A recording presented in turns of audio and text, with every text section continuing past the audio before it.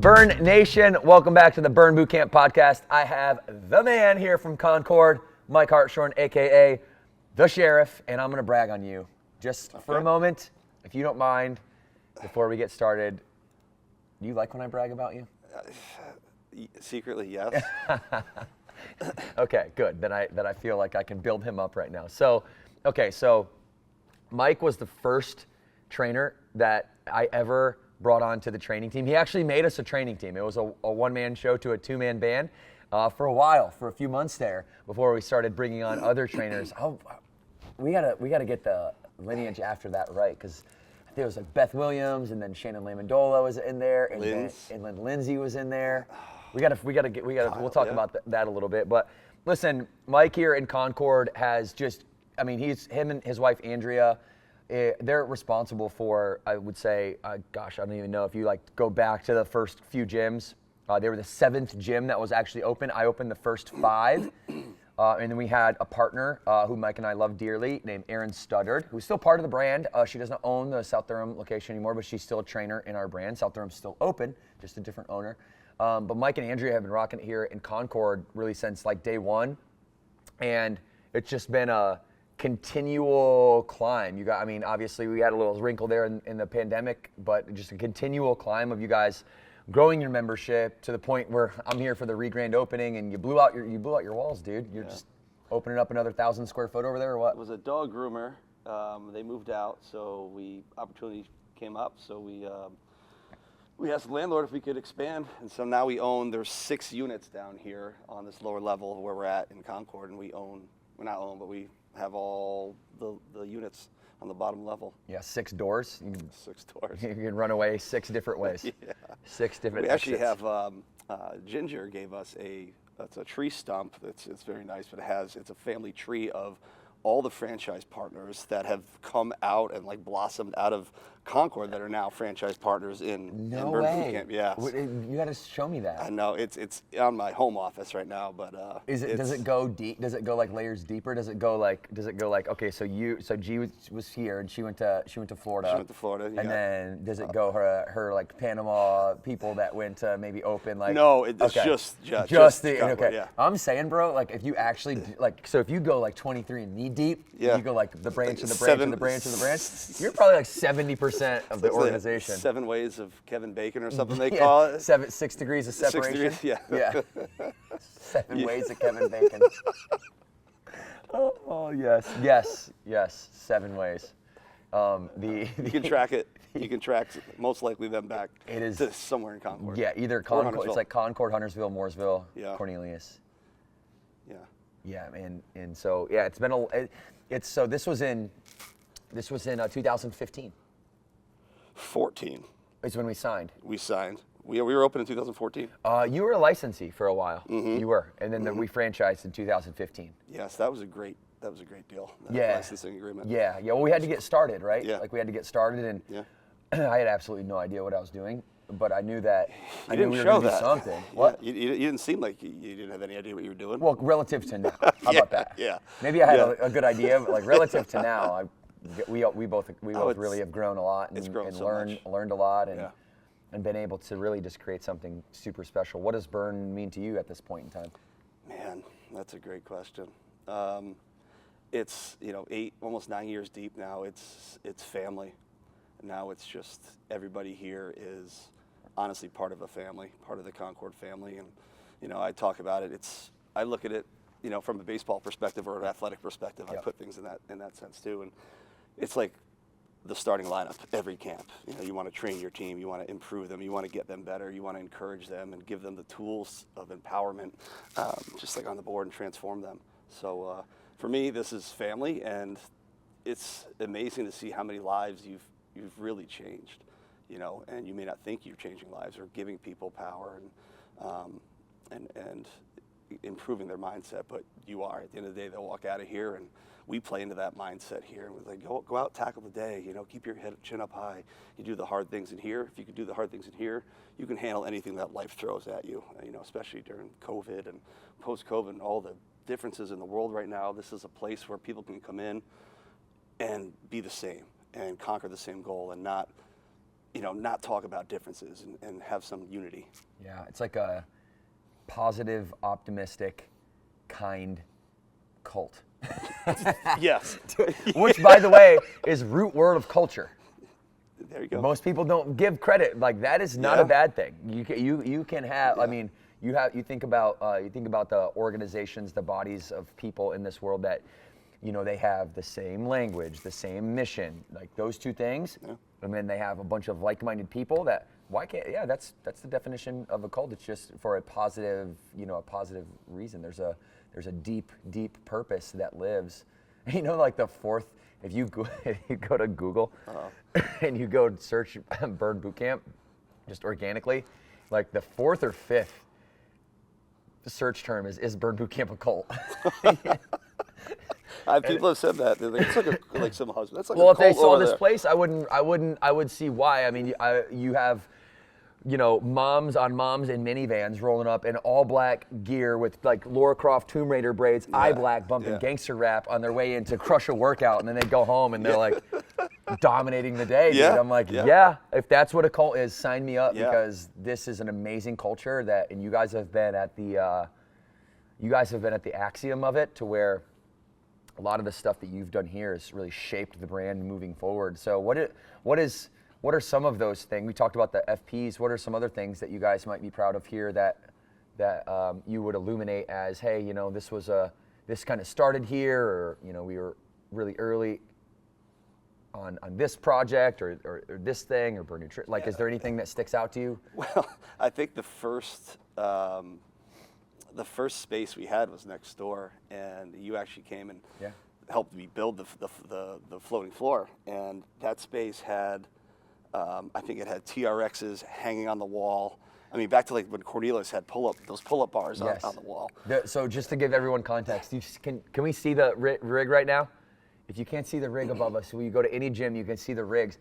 And the first rendition of the rigs we went to Dick's Sporting Goods, and we bought the at-home, install yourself door hanging pull-up bars. You could either hang them on the door or install them into the wall. Yeah. And I had I have no idea what I'm doing when it comes to construction, but we were just trying. We were taking imperfect action, and so we just started bolting these things into the wall. And next thing you know, members are grabbing onto them, and they're using their feet to climb up the wall, and they're pulling the bars out of the wall. And I'm like, that's not good. And so I saw one gym it was a box gym, and it had a very similar rig to that. And I went to this guy. Do you know Benny the welder? I thought it was Bing's Metal. What is his name? Jason Bings or something. Bings was the guy that made the original one. Yes. He made one of these. He made this one. On Gilead Road off 23, there's that yard. It's the old Southern dude, and he just welds everything. Yes. So I took this concept, a picture of it, I think his name's Benny the Welder. And I took it to Benny the Welder, and Benny made me the first pull-up rig, but it had V-shaped bars like this, and then one bar down the middle. But we all got up on it, and the steel wasn't strong enough, and it all started to bow like this. So he came back the next day and put a steel rod down the middle. That was the tweener version before this one finally got up on 7 years old, man. And that's crazy. We did the regional games in here, and I remember the athletes were getting up, wow, where'd you get this? And I was like, I can't even begin to tell you where I got it. It was custom made by this guy Devan knows he told me to go to 8 years ago. Yeah. Well, we found that, and then we had to scale that, right? And so you have yours is hanging. Now it's about 70-30 floor to ceiling. Yeah. A lot of the buildings are hard to hang, although we prefer it. But it's just an interest. That's part of the evolution. So you had a big play in that, right? Yeah. We both installed these pull-up bars that were not made for commercial use, or 700 pull-ups in every single time we used them or whatever. Then we go to these ones. And then we had to figure out how to scale those, and that was through TKO, our vendor now. Yeah. Harrisburg has the hanging one, and then our third one that we used to have, Grand Rapids, had I don't know if it was floor mounted or it was the TKO one. So you opened Concord, and then how long after that did you open Harrisburg? I think we opened Harrisburg in 2016. Okay. So about 2 years after. And then how long after did you open the Grand Rapids one in Michigan? And that's where Andrea's from. Yep, Andrea's up in, she's from Novi, Michigan, but we went to college in Grand Valley, and so we opened up Grand Rapids. I think it was 2018. Okay. I want to say 2018 we were up there. And that's, being a remote owner is a whole different ballgame. Yeah, it's a different ballgame. It's a whole different ballgame. You got to be in the trenches, and I get up there as often as I could, but you're away from one gym, the other gym stop. You know what I mean? It's hard to be everywhere. Clearly. Well, especially when we want to be so hands-on and some of us more than others, and I think you and I share this, we really want to be here on the floor with the mic on. Yeah. Touching people's heart, right? Really impacting their confidence. And also we get to learn a lot. Like as a student of entrepreneurship, I know you are, you're in here to learn, right? Like you're learning what's working versus what's not working. How have you grown personally because of your profession? Oh man, I didn't know a darn thing about entrepreneurship and on running a business. So, right from the get-go, just, the back end stuff of like payroll and, leasing and, everything that comes with owning a business. I've kind of had to teach myself, managing people, child watch, everything has been, so I've grown professionally just understanding the business culture. And, the takeaway I have is you have to surround yourself with good people, good employees, people that are just as passionate as you are about it, and that's how you'll be successful. When they care about the gym as much as you do as an FP, and they have your backs and you treat them with respect, then your gym will thrive. And surround yourself with people who are smarter than you, better than you, just as passionate as you, and that's something we take pride in. The people on our teams they're just great people. They're great people. Well, I always believe that people are a mirror reflection of their leader. Oh yeah. And I know that you're not going to sit here and brag on you and Andrea, but just to watch you guys, because you're humble, right? And you're not going to do that. You're going to give it all to your team, but to watch, and you should, but to watch watch you guys grow from where, myself too, like right along with you guys, Morgan and I, we've kind of taught ourselves how to be entrepreneurs as we've kind of come through the ranks, if you will. I mean, I can't believe it. I mean, we're economically, we're in the top 10 in all major categories in the top 10, and the only family-owned company in the top 10 in our industry in all major categories, which gives us a huge leg up because I mean, I'm in here working out with you guys today, training camp. Like I'm learning as I'm running camp. I'm learning what works, what doesn't work. Yeah. I'm watching you, and I'm learning. Hey, here's a veteran. I mean, this guy has trained more camps. How many camps have you trained? Do you know, like roughly? I don't know. You are the 10,000 yet? Yeah. Yeah. So 10,000 hour rule. So I'm master on the mic, and so I'm watching Mike from a perspective of like, he's not perfect. I'm not perfect. How can I pick Mike apart a little bit to help our entire organization get better, right? Because you're at the top of it in terms of your skill set and your ability to run a camp. I want to ask you kind of why you're still running camps, and I know you have a purpose-driven reason. Well, I'm here learning, right? I'm learning what exercises the members react to. Hey, how we're rotating, is it confusing them? I know that confusion does not equal confidence. I want them to be clear and have clarity crystal clear at all times. And then I'm watching you, and I'm thinking in the back of my mind, hey, our new training stuff that we rolled out 2 years ago, how easily is this getting adopted with, veteran trainers? And I was so happy to say that there was only and I'll give you feedback right now. You want one? Sure. Okay. The only thing that I would have changed differently, not that it's right or wrong, but from my perspective, is I would have done the recap after you numbered people off. That's literally the only thing I could think of, though. That's and that's good, man. I don't even remember that. Such a little thing. Yeah. Such a little thing. And what it showed me was that our leadership in this company is hungry to evolve. And you've taken things that have come down the line, okay, so not forever, we didn't say make sense, say yes, or we didn't say right. God, we didn't say that forever. But as we started to scale, we knew that community was two things. It was the language and the mission. We needed the language and the mission to be, if we were going to call ourselves a community, you have, communication, right? That's the root word of community almost. I guess not, but it's definitely correlated. So my question for you is, what are you doing here? Why the hell are you still on the floor running camps? That was a heck of a camp today, by the way. And what still keeps you in here? You don't have to, right? You're super successful. No. You could very easily just kind of run the business and sit back. But why are you still on the mic? I enjoy it. It's for me. I really enjoy coaching. So like coaching baseball after my baseball years, I enjoyed coaching in every aspect of it. Taking a team that was, you have your lefty that throws 95 as your ace, and you have that kid on the bench that, you know, needs a lot of work. You have all different fitness levels in here. It's the same thing. So when you get on this floor, for me, I am coaching every single person to bring out the best of them, and I mean that. And so at the end of this thing, it's everybody's a starter for me. I want everybody to excel. I don't care if you don't like jump lunges, or push-ups or burpees or whatever. I'm going to pull that extra work out of you, and I'm going to get into your mindset, make you believe that you can do it, and just to see them.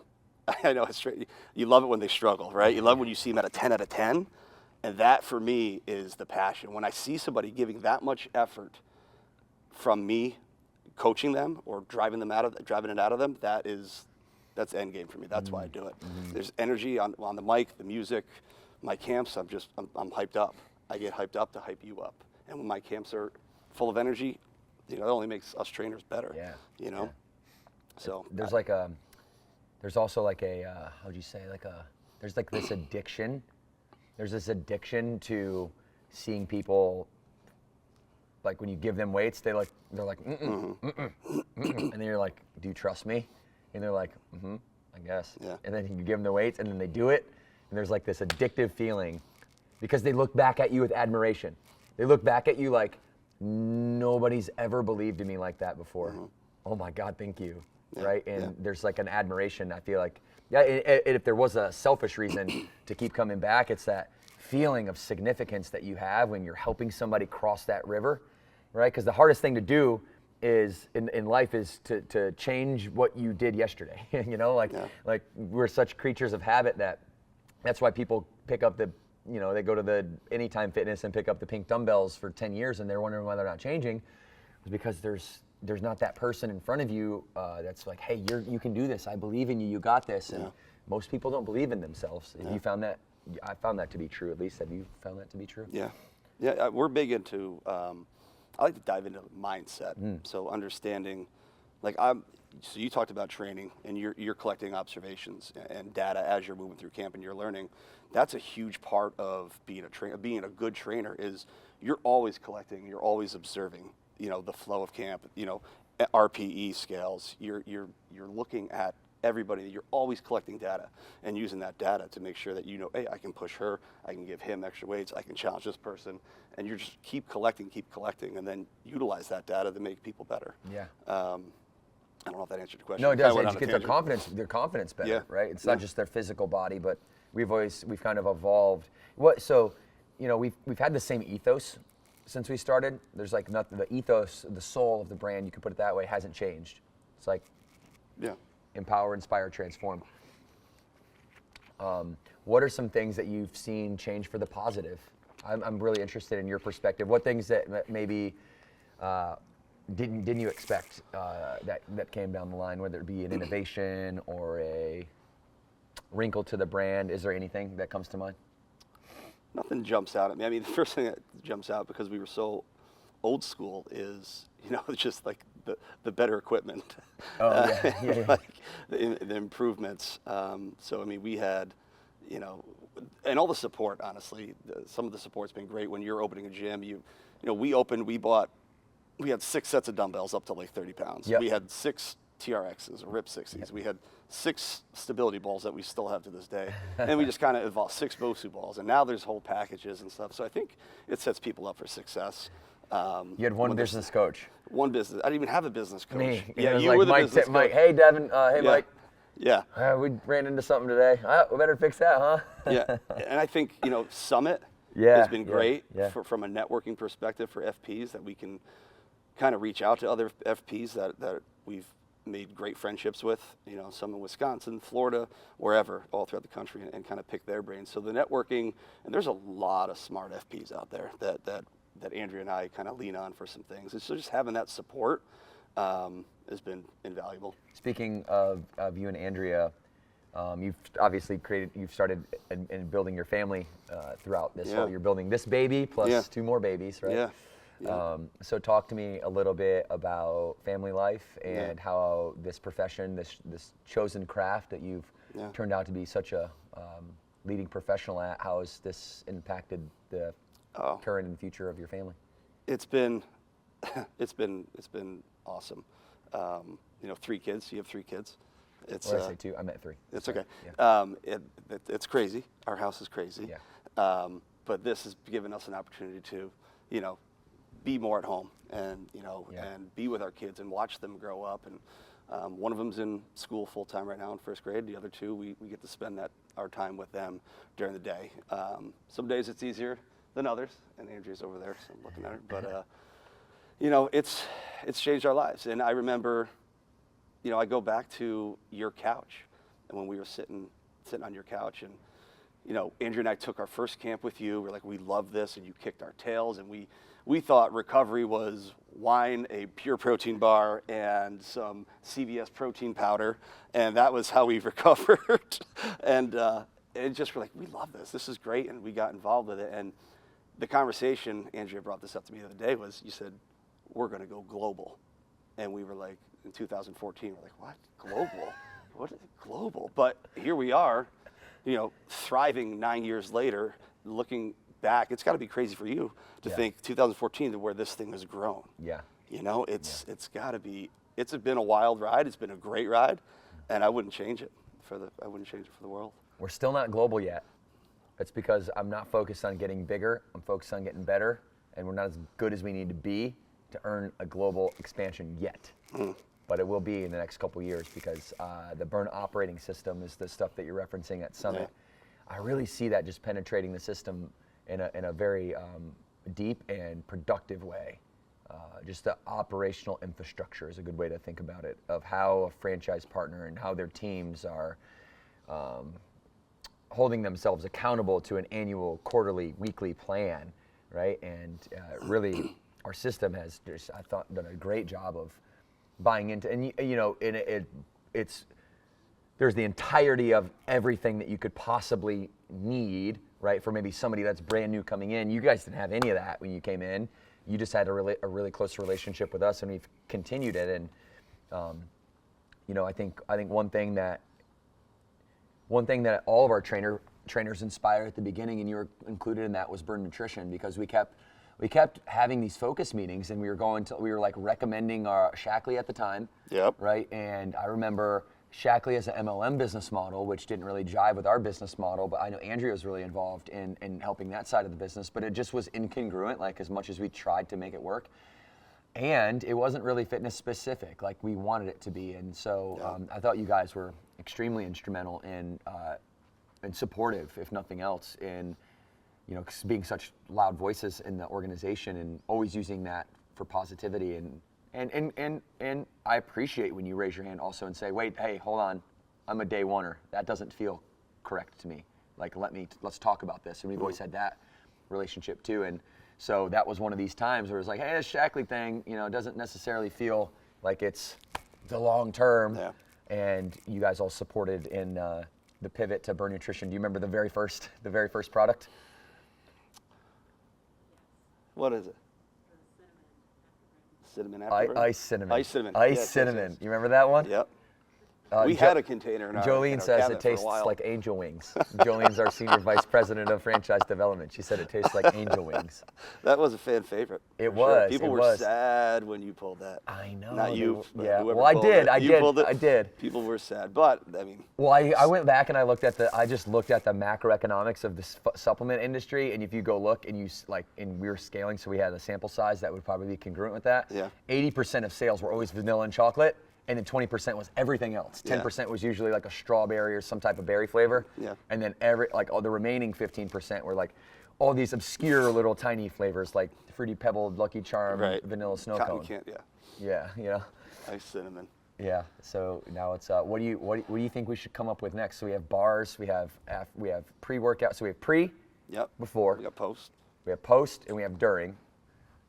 So afterburn, ignite, replenish. Afterburn comes in 3 forms: plant, whey, and powders, and bars. Mm-hmm. There's grab and goes out there. Yep. There's, I don't know, maybe people can also comment, maybe leave a review on Apple or something and comment what they might want to see their next big nutrition push being creatine could be one that people are really talking about right now. That reminds me of like hot topic. It reminds me of like the Strong is the New Skinny days when we were like, yeah, we're gonna lift. Yeah. Like, oh, just you should go on the elliptical. More women will like that. Yeah. We're gonna throw 60 pounds in their hand and make them do deadlifts. And then they're gonna love it. And they're gonna love do it, 70 right? next week. To me, it's like this is that, but only in this world, in the supplement world, where creatine is like taboo for women. Yeah. Matt and I did a podcast about that, and it's like so obviously shouldn't be that way if you go actually do read the empirical stuff on it. Anyways, what do you think we should come up with next? Oh, I don't know. I think we talked to. What do you want? Ignite in a can. That's a good. Oh, one. you mean like an energy drink? Ignite in an energy drink. What about a 5-hour type shot? You know those little tiny ones? Would you want a little mini one or a actual energy drink? Probably like a medium-sized one. Okay. Probably medium-sized. not the smaller one. So I like that. I prefer the littler ones because they don't have carbonation. Okay. And the carbonation is not necessarily usually the healthiest thing for you. You could do like the juice concentrated ones too. But That would be cool. Yeah, like a Celsius. Yeah. A little bit of carbohydrate. People just, I need an Ignite. People just throw little bottles. Grab and little go shooters of protein Ignite. shakes. Well, you guys got smoothie bar. That's obviously Yes. something. So this is the second Yes. smoothie bar that we've installed, and that's operating. And Yep. you know, you guys are right at the ground level of that. How's that going? It's been great. It's been open for about a month. It's been great. It's convenient. You know, we always preach protein, and they go right over to the smoothie bar, place their order before camp, and we got 3 flavors right now. Hoping to get some more flavors soon. Maybe some seasonal flavors will drop coming out of headquarters that we can help promote here. But We got to work on the menu together because Yeah. I've only had one at Lake Norman, and we've just been pumping out chocolate almond That's butters. the fan favorite right there. CAB. We Yep. right on the cup. CAB. Yep. Yeah, we Chocolate almond pumped those butter. out. So yeah, we'll have to get a rival one. Yeah. So I have 2 more questions for you. What do you hope the next 5 years brings for you guys? Good question. Growth in the form of, building the community. Growth in the form of that. Honestly, it goes back to changing lives. And I know it's such a cliche answer, but that's the cult of that culture. That's what we do. Yeah. Just continue to change lives. Continue to just help people. And it's not on our shoulders so much, where we provide like an avenue for our members. And you just interviewed Crystal Hall, who's, our members help Great other story, by the way. members. Yeah.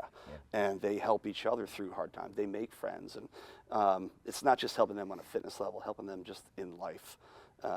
And if I can do it on a fitness level, and maybe some of the members can do it on a different level, and just putting people in the right places together, and just continue to do that. I think Andrea and I are happy with just 2 locations right now. We're enjoying the proximity of them being close together now that we don't have the 3rd one as remote owner. So we're really involved in just growing both gyms, and it's been a great ride. It's been a great ride. Well, you're the staple here in Charlotte, and we're Greater Charlotte technically, but the staple here in Greater Charlotte, and I really look forward to that too. There's so as we go into the next decade, if you kind of put decade 1 behind us, right? Which is weird to say. Yeah. When you go into chapter 2, one of the hallmarks of that chapter is the revitalization of the Charlotte market after COVID. We got hit pretty hard here, and we're on the climb, and we're opening more gyms because the Northeast pretty much exodus to the Southeast, right, during that time. So the population here is grown like crazy. So there's a few more gyms, a few changes in ownership, transfers in ownership, and this next couple of years to me are it's really important for us both here and this. I look at all of our gyms as, hey, I don't look at it as franchisor. I'm like, hey, when we bring people from Iowa or California or New York in, they need to be at every gym in this area, and every gym needs to be like Lake Norman, Concord, just be so tight on our game. So we rolled out the Blue Carpet Certified Location program for that reason. So I'm really looking forward to that. But what is an idea that you might have that we could do to bring the Greater Charlotte Charlotte market back to where it once was. We're almost back, by the way. We're almost back. Almost, yeah. We're about 150 members short of where we are all-time high. At all locations? Yep. So how can we increase those numbers? Yeah. How do we get to the next level, Mikey? Do we gotta throw a bomb event at like Spectrum Center or something? How do we get the word out? I think that, I don't know if I can say it, but the member summit. Can we talk? Oh yeah, you can talk about that. I think member summit will be nice, and maybe if you. That's maybe a little teaser for y'all. Yeah. Later this year. Later this year is what I'll give you. What if you just member summit? Open it up. I've been teasing it for a while, so I just do that every time. Have like a day or a couple sessions that are like open to the public to bring people in. You can meet with, you'll have representation from, Concord, Huntersville, Georgia, Atlanta, wherever. They can kind of meet different burns and learn about it. Yeah. Just getting the name out there. That's the only thing I can think of. That's a great one. That's a great one. I'm gonna write that down as soon as I leave here. What legacy? Let's take it further out. What legacy do you want to leave for you and your family? You, Andrea, your 3 children. What do you want the Hartshorns to be remembered for? Man, I'm not ready for that deep question. Well, you should have known that I was going to ask you deep questions. I would love for our kids to, just learn from Andrea and I through this entrepreneur, owning a gym and being around business owners, and I want them to learn as much as they can from us. As far as legacy, geez. You want to be do you want to be out here training camps in 20 years? I want my daughter to. I want them. Oh, there we go. I want the kids to be. I want them. I guess I want them to take over and either become a part of it. Start them in child watch, get them to BA, then get them on the floor to train, and then get them to own it. Yeah. I'd love to hand it down to them. Yeah. That would be cool. That'd be very cool. You're grooming them now already, aren't you? Oh yeah. Oh yeah. Yeah. We have a little floating floor in our basement. They can go down there. They work out with us when we're down there. Nice. They love it. Well, any other advice, thoughts that you have that you wanted to get out while we're here? Now's the time. I appreciate you taking the time to do this and be on the podcast. I think it's going to be cool for people to hear from the first 2 trainers. It's been awesome. It's been a wild ride. It's amazing to think like where we've come from, where you've come from. I remember Morgan having to quit her job, not having to, choosing to quit it to run Cornelius. And, I'd go in at 5 a.m. or 5:30. She would go in and train at 5 a.m. I would train at 5:30. I'm like, Morgan, why do you still let me come in, at 5:30? You're already here. She's like, well, I like watching you train. She said something, a couple nice things. I was like, wow, that was really nice of her. And then I would go to my assistant principal job, and it's just been, watching it evolve and change has been amazing. So I guess I would leave everybody with, mindset, walk in here every day, as often as you can, do your best. And because even if you do work out for 45 minutes, it may not be your A game, maybe your B game, but it prepares you for that world out there. It gives you a sense of confidence that you can kind of tackle all the world's problems. If you can tackle our 45-minute workout, you can tackle that world. That's right, buddy. That's right. Well, I appreciate you more than you know. Brother. And ride or die. Ride or die. End. That's right. Let's go. All right, guys. Thank you for being here. Make sure you leave a review on Apple. All right, let Mike know how much you enjoyed hearing from him, the first Burn Bootcamp trainer after me. And you will always be my best hire ever. Thanks, You're brother. Still my best hire today. Let's Appreciate go. 2 that. claps on 2. 1, 2.